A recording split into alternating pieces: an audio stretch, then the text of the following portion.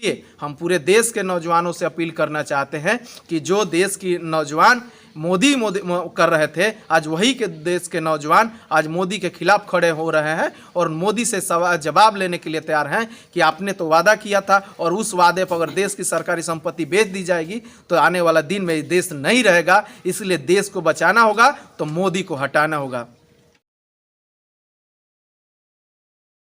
हसनपुरा प्रखंड के कोहरावता में जयशंकर पंडित का इनकलाबी नौजवान सभा का मीटिंग हुआ। सर, आप क्या कहना चाहेंगे?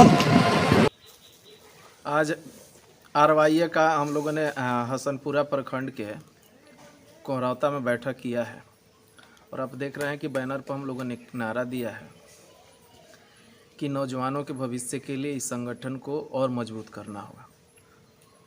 और आरवाईए का जो राष्ट्रीय सम्मेलन है झारखंड में 10-11 सितंबर को डाल्टनगंज झारखंड में होगा।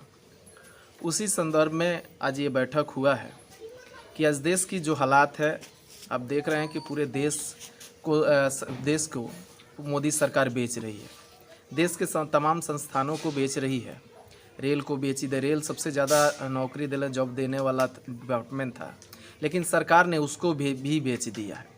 तो देश के तमाम सरकारी संस्थानों को बेचा जा रहा है। इसको बचाने के लिए और देश में नौजवानों को रोज़गार देने के लिए, या सरकार जो कहती थी कि हर साल हम 2 करोड़ नौजवानों को रोज़गार देंगे, लेकिन वो सरकार आज रोज़गार की जब बात आता है तो रोज़गार की कहते हैं कि पकौड़ा आप तलिए, पकौड़ा बेचना भी रोज़गार है, पान बेचना भी रोज़गार है और पंचर बनाना भी रोज़गार है। तो इसीलिए हम आज देश के नौजवानों से ये अपील कर रहे हैं कि आइए नौजवान संगठन आरवाईए के साथ जुड़िए और मोदी जैसे तनाशाह को इस सत्ता से उखाड़ करके फेंकना होगा।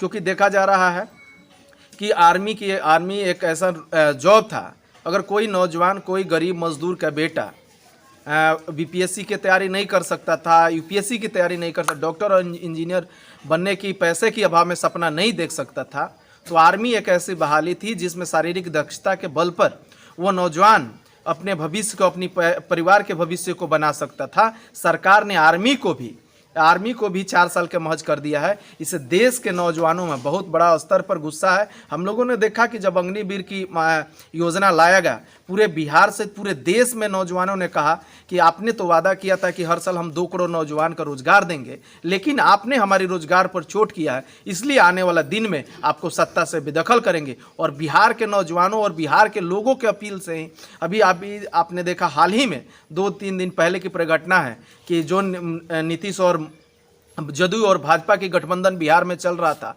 उससे नाता तोड़कर, भाजपा से नाता तोड़ करके जदयू ने महागठबंधन के सरकार के साथ अपना सरकार बनाया है और बिहार के लोगों से बोला है कि हम लोगों ने जो महागठबंधन ने वादा किया था कि 2020 के चुनाव में, विधानसभा चुनाव में, कि हमारी सरकार आएगी तो हम लोग 10 लाख नौजवानों को रोजगार देंगे, उस पर अभी बातचीत हुई। और आज के पेपर में भी माननीय नीतीश कुमार ने कहा है कि हम हर हाल में बिहार के नौजवानों को रोजगार देने पर बात करेंगे। और इसलिए हम पूरे देश के नौजवानों से अपील करना चाहते हैं कि जो देश की नौजवान मोदी कर रहे थे, आज वही के देश के नौजवान आज मोदी के खिलाफ खड़े हो रहे हैं और मोदी से जवाब लेने के लिए तैयार हैं कि आपने तो वादा किया था और उस वादे पर अगर देश की सरकारी संपत्ति बेच दी जाएगी तो आने वाला दिन में देश नहीं रहेगा। इसलिए देश को बचाना होगा तो मोदी को हटाना होगा।